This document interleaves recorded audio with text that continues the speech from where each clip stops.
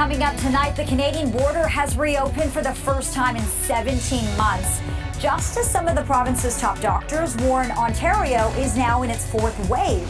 So how does the province move forward? We'll get answers next.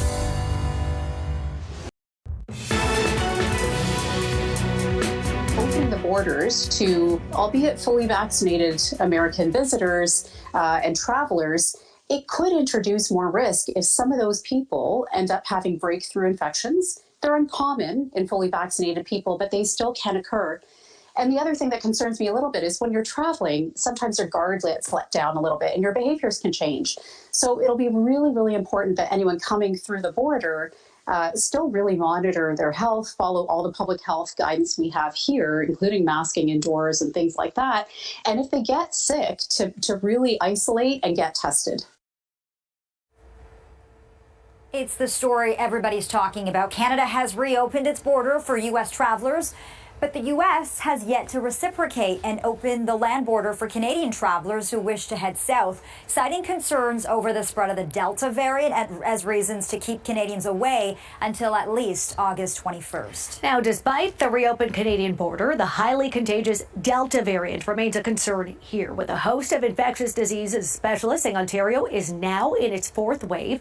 Here to discuss this and more is epidemiologist from the University of Ottawa, Raywat Deonandan, and infectious diseases physician at University Health Network, Dr. Alon Vaisman. Thank you so much both for being here. Let me start with you, Dr. Vaisman. Are we in the fourth wave? We've had a number of infectious disease specialists say we are in the last few days, but when we asked the Ministry of Health today, they would not say we are categorically. It's a little bit hard to tell right now, but certainly the trend is looking like we're starting into a fourth wave. However, it's important for people to recognize that whatever you want to call it, whether it's a bump in cases or a surge or a wave, that the nature of this surge in cases will be very different from the previous surges. So certainly we should anticipate that at some point, and it may be now, that cases are going to rise, but the risks with hospitalization and deaths are certainly not going to be the same as we saw previously in previous waves. So it certainly could be that we're starting in a wave now, but we should expect very different things this time around. Raywat, we have worked so hard to get here. Our case numbers are finally relatively low. Our hospitals now have a chance to catch their breath. Are we playing with fire by reopening the border? Is it just too soon? I think it is too soon, and this isn't going to surprise anyone. My opinion is going to be a little more conservative. I think right now our focus should be on opening schools as safely as we can in September. That means investing in things like ventilation, mask wearing, and vaccine policy, but also trying to keep community transmission as low as possible so we have the best chance of keeping schools open. That does not jibe well with the policy of opening the border to introduce new infection. That might drive a little more community transmission. The timing is off to me, as are the details of exactly how to do it. So it's going to happen eventually. Now is not the time in my mind. Is there a way, I'll follow up on that, we can safely reopen the border then, especially with the Delta variant going around? Well, the plan they have in place is probably the best possible plan with some caveats. For example, doubly vaccinated people only are allowed in, and you must show proof of a negative test as well.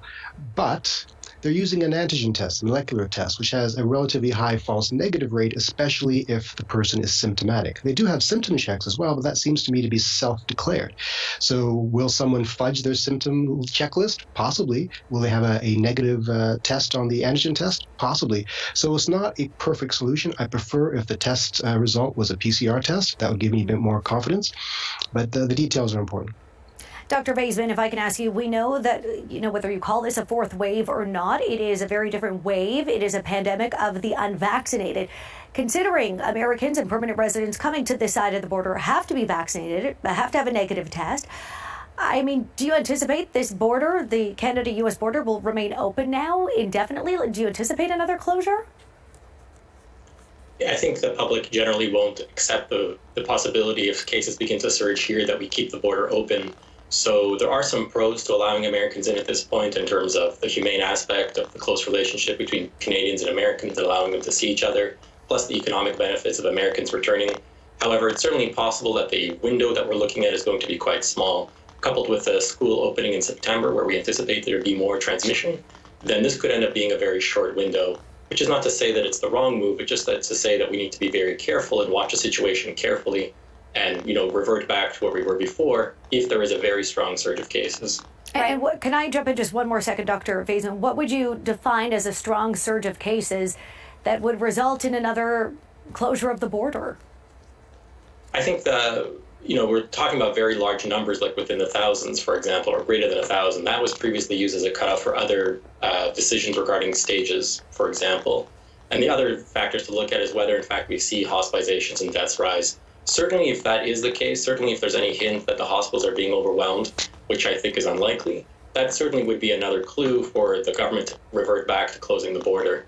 But, that could be the case, that we're not going to see that. It's just a matter of time before we see the effects of the border opening this past week.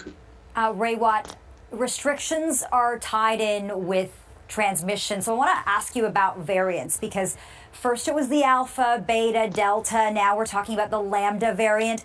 What do all of these mean for us in the months ahead, and how concerned should we be about these new variants that continue to emerge?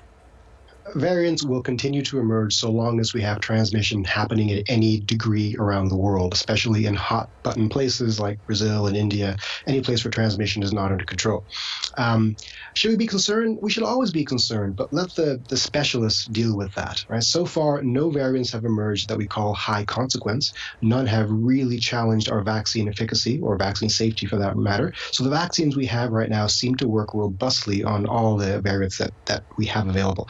So I wouldn't be overly concerned because it doesn't change what we need to do. We got to vaccinate everybody as quickly as we can, maintain mask wearing indoors for the next couple months at least, and then drive transmission down, at which point variants become less of a concern locally. We can eliminate this virus locally if we try hard enough. Okay, Dr. Vaisman, I'll ask you this. There are a lot of people who have chosen not to get vaccinated. They're genuinely afraid, concerned. There's a lot of misinformation to tackle. So how do we get to those people? Because we know the unvaccinated are most at risk. Yeah, it's a great question. And within that group that remains unvaccinated, there's a whole variety of people who have their own reasons. Of course, there is a very small amount of those individuals who are, what has been termed popularly as anti-vaxxers, but the majority of these individuals are not. The majority of them just need an individualized approach. So, for example, if you look at the numbers, if there is a skew towards younger people not being vaccinated, an individualized approach would mean focusing on messaging for youth and describing why it's important to get vaccinated. Or if from a certain socioeconomic background represents people who are not being vaccinated, then an individualized approach makes sense there too. But I think it's important for people to recognize that if the goal is to have all individuals vaccinated, we should be as kind and thinking about kindness as much as possible, so not to antagonize, not to isolate people, not to treat people unvaccinated as pariahs, for example, because we really want what's safe for all individuals at the end of the day. Okay, Dr. Vaisman, Raywat, thank you both so much for joining us. A reminder, here in Ontario, we are still in Step 3 of the province's reopening plan. It was, technically set to wrap up on August the 6th, but we had not met the threshold yet to leave Step 3. We appreciate your time and expertise. Thank you both so much. Thank you both. Thank you.